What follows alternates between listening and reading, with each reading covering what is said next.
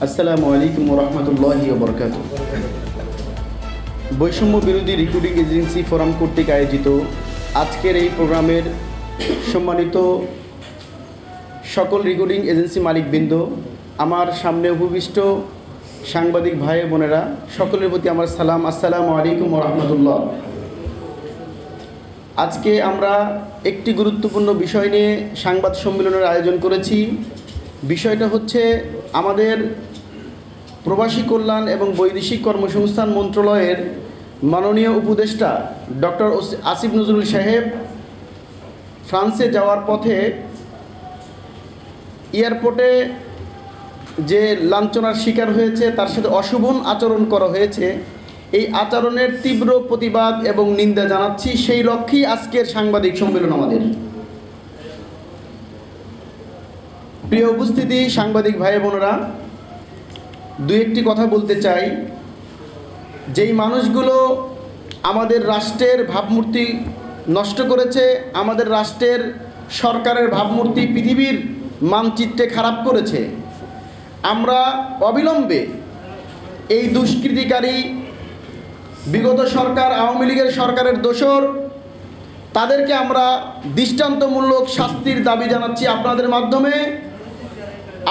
মাধ্যমে আমরা পুরো পৃথিবীবাসীকে জানিয়ে দিতে চাই, এরকম অশোভন আচরণ যারাই করবে তাদেরকে আর ছাড় দিব না। এই লক্ষ্যে বৈষম্য বিরোধী রিক্রুটিং এজেন্সি ফোরাম আজকের এই সাংবাদিক সম্মেলনের মাধ্যমে বিশ্ববাসীকে জানিয়ে দিতে চাই, আমাদের সরকার বিপ্লবী সরকার, আমাদের সরকার বৈষম্যহীন সরকার, আমাদের সরকার বৈষম্য বিরোধী সরকার। সুতরাং যারা এই সরকারের গুরুত্বপূর্ণ একজন ব্যক্তি, আইন বিচার এবং বৈদেশিক কর্মসংস্থান এবং প্রবাসী কল্যাণ মন্ত্রণালয়ের দায়িত্বপ্রাপ্ত উপদেষ্টা, তার সাথে যে অশোভন আচরণ করা হয়েছে তার তীব্র প্রতিবাদ এবং নিন্দা আমরা জানাচ্ছি। অবিলম্বে এই দুষ্কৃতিকারীদেরকে বাংলাদেশের কোনো না কোনো জায়গায় তাদের ঠিকানা, আমরা আপনাদের মাধ্যমে তাদের ঠিকানাকে শনাক্ত করে তাদেরকে দৃষ্টান্তমূলক শাস্তির দাবি জানাচ্ছি। সেই সাথে এই দুষ্কৃতিকারীরা বাংলাদেশের পাসপোর্ট হোল্ড করে, তারা বাংলাদেশের পাসপোর্ট বহন করে, আর বাংলাদেশের সরকারের উপদেষ্টার সাথে অশোভন আচরণ করে। এটা তো হতে পারে না। এজন্য আমি বাংলাদেশের সরকারকে, বর্তমান সরকারকে, গোয়েন্দা সংস্থা ডিজিএফআই, এনএসআই সহ সিআইডি সহ প্রতিটা সেক্টরকে আমি অনুরোধ জানাতে চাই, এদেরকে শনাক্ত করে এদের পাসপোর্টটা অবিলম্বে পাসপোর্টটা বাতিল করা হোক। শুধু তাই না, পরবর্তীতে যদি কোনো দুষ্কৃতিকারী পরবর্তীতে যেন এরকম কোনো অশোভন আচরণ করতে না পারে, দুঃসাহস না দেখায়, এর জন্য তীব্র প্রতিবাদ গড়ে তুলতে হবে। সাংবাদিক ভাইরা, আপনারা জাতির বিবেক, আপনাদের মাধ্যমেই এই জাতির বিভিন্ন পরিস্থিতি তুলে ধরেন, আপনাদের মাধ্যমেই এই জাতি জানতে পারে যে বর্তমান পৃথিবীর প্রেক্ষাপটটা কোন দিকে যাচ্ছে। আমি আশা করব আপনাদের সুন্দর লেখনীর মাধ্যমে, আপনার সুন্দর ভিডিও বার্তার মাধ্যমে যেন এই দুষ্কৃতিকারীরা আর এরকম কোনো দুঃসাহস দেখানোর সাহস না পায়। প্রিয় সাংবাদিক ভাইরা, শুধু তারা আমাদের উপদেষ্টাকে অপমান করে নাই, আমাদের দেশকে ছোট করেছে। কি বলেন? শুধু আমাদের উপদেষ্টাকে অপমান করে নাই, আমাদের সরকারকে ছোট করেছে। হাজার হাজার ছাত্র জনতা রক্তের বিনিময়ে বিপ্লবী সরকার প্রতিষ্ঠা করেছে, এই বিপ্লবী সরকারকে ছোট করেছে। আমরা আপনার মাধ্যমে জানাতে চাই, এরকম দুষ্কৃতিকারী আওয়ামী লীগের ফ্যাসিস্ট সরকারের দোসররা যেন পরবর্তীতে এই দুঃসাহস না পায়। এর কারণে আমাদের আজকের প্রতিবাদ সভা। তো ভাই বন্ধুরা, আমরা আমাদের এই প্রোগ্রামে আপনারা স্বতঃস্ফূর্তভাবে আপনারা অংশগ্রহণ করার কারণে আমরা আমাদের সংগঠনের পক্ষ থেকে, বৈষম্য বিরোধী রিক্রুটিং এজেন্সির পক্ষ থেকে আমরা আপনাদেরকে আবারও শুভেচ্ছা এবং অভিনন্দন জানাই। আপনারা জানেন, আমরা বিগত সরকারের দোসরের, আমরা ফ্যাসিস্টের বৈষম্যর শিকার হয়েছি, কারণ আমরা বিগত 2 বছর আগে আমাদের এখানে একটা জরিপে 480 জন রিক্রুটিং এজেন্সি মালিককে লিস্ট করা হয়েছে, প্রস্তাবিত রিক্রুটিং এজেন্সি মালিককে লিস্ট করা হয়েছে।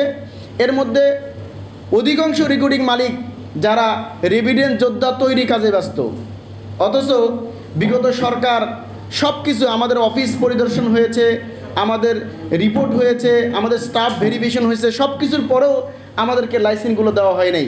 কারণ একটাই, আমরা বিগত সরকারের বৈষম্যের শিকার হয়েছিলাম। বর্তমান সরকার বৈষম্য বিরোধী সরকার, বর্তমান সরকার তরুণ প্রজন্মের সরকার। আমার এক ভাই, বক্তা ভাই আমজাদ ভাই বলতেছিলেন, আমাদের দেশ থেকে ভালো কিছু করার সুযোগ না থাকায় আমাদের দেশ থেকে 20 লক্ষ মেধাবী সন্তান দেশের বাইরে চলে গেছে। আমরা কি এই মেধাগুলো কাজে লাগাতে পারি না? আমরা পারি। আমাদের দেশের তরুণ প্রজন্ম ভাই বোনেরা দেখিয়ে দিয়েছে যে ফ্যাসিস্টকে কিভাবে বিদায় দিতে হয়, ফ্যাসিস্ট সরকারকে কিভাবে এই দেশ থেকে বিতাড়িত করতে হয়, তারা দেখিয়ে দিয়েছে। বিগত 17 বছর আমরা কোনো বিজনেস করতে পারি নাই। আমার এক ভাই বলেছে যে আমি 30 বছর হলো এই ব্যবসার সাথে সম্পৃক্ত, কিন্তু আমরা লাইসেন্সের জন্য জমা দিই, আমাদের লাইসেন্স বাতিল হয়ে যায়। কোনো না কোনোভাবে রিপোর্ট দেয় যে এরা আমাদের পক্ষের লোক না। আসলে আমি তো এই দেশের নাগরিক, এটা আমার নাগরিক অধিকার। কি বলেন? এটা আমার নাগরিক অধিকার, লাইসেন্স পাওয়া আমার নাগরিক অধিকার। এজন্য এটাই আমার দাবি যে আমি এদেশের নাগরিক। আমি কোন ধর্মের, কোন বর্ণের, কোন জাতির, এটা কোনো বিষয় না। বিষয় হলো আমি এদেশের নাগরিক, লাইসেন্স পাওয়া আমার একটা অধিকার। সুতরাং আমি আমার সংগঠনের পক্ষ থেকে বর্তমান সরকারকে বলবো, অবিলম্বে আপনি এদেরকে লাইসেন্স দেওয়ার ব্যবস্থা করেন এবং এদের মাধ্যমে সুষ্ঠু সুন্দর ব্যবসা পরিচালনা করার সুযোগ তৈরি করে দেন আপনারা। পরিশেষে আমি আমার কথা লম্বা করব না।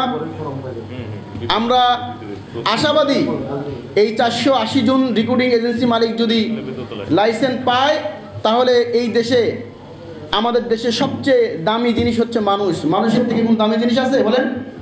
মানুষ হচ্ছে সবচেয়ে দামি জিনিস। আর এই মানুষ আমাদের দেশে অভাব নাই। আমরা যদি এই মানুষগুলোকে, নন স্কিল মানুষগুলোকে স্কিল বানিয়ে তাদেরকে যদি আমরা কর্মক্ষম মানুষদেরকে যদি কর্মসক্ষম তৈরি করে যদি আমরা দেশ এবং দেশের বাইরে যদি কর্মসংস্থান তৈরি করতে পারি, তাহলে এই দেশ আগামী 5 বছরের মধ্যে সোনার বাংলায় পরিণত হবে ইনশাআল্লাহ। আমরা আপনাদের মাধ্যমে আরও জানিয়ে দিতে চাই, যদি আমাদেরকে ব্যবসা করার সুযোগ দেওয়া হয় আর এই দেশ থেকে ফুটা বালতি যদি বন্ধ করা হয়, ফুটা বালতির অর্থ হলো এই দেশ থেকে অর্থ পাচার করা। কারা এই দেশ থেকে অর্থ পাচার করে আমরা বুঝতে পেরেছি। বিগত সরকারের দোসররা প্রায় 94 বিলিয়ন টাকা পাচার করেছে। আমরা যদি এই পাচারটা বন্ধ করতে পারি আর বৈদেশিক রেভিডেন্স যদি আনতে পারি, তাহলে এই দেশটা আবারও বলবো যে 5 বছরের মধ্যে সোনার বাংলায় পরিণত হবে ইনশাআল্লাহ। পরিশেষে আমি সকল সাংবাদিক এবং রিক্রুটিং এজেন্সি মালিকদেরকে ধন্যবাদ জানিয়ে আমার সাংবাদিক সম্মেলন এখানেই আমরা সমাপ্ত ঘোষণা করতে চাই। জি, যদি কোনো প্রশ্ন থাকে অবশ্যই। জানেন যে ডক্টর আসিফ নজরুল যে স্বৈরাচারী সরকারের দোসররা যে জেনেভা এয়ারপোর্টে যে অশোভন আচরণ, জি, সেই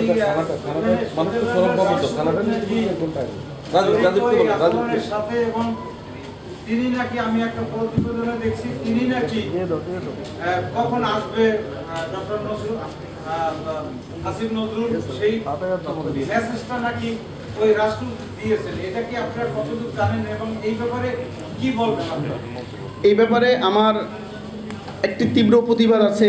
কারণ হচ্ছে যে আমাদের মাননীয় উপদেষ্টা ফ্রান্সে যাবে কখন, এটা তো রাষ্ট্রদূত জানে, ফ্যাসিবাদরা তো জানার কথা না। তাহলে আমি আশা করি এই ফ্যাসিবাদরা রাষ্ট্রদূতের সাথে সম্পৃক্ত হয়ে ইনফরমেশনটা লিক আউট করেছে। সুতরাং অবিলম্বে ফ্রান্সের যে রাষ্ট্রদূত আছে, সংশ্লিষ্ট জড়িত যে সরকারি কর্মকর্তা আছে, তাদেরকেও জবাবদিহিতে করে এদের আইনের আওতায় নিয়ে দৃষ্টান্তমূলক শাস্তি দেওয়া হোক। আরেকটা জিনিস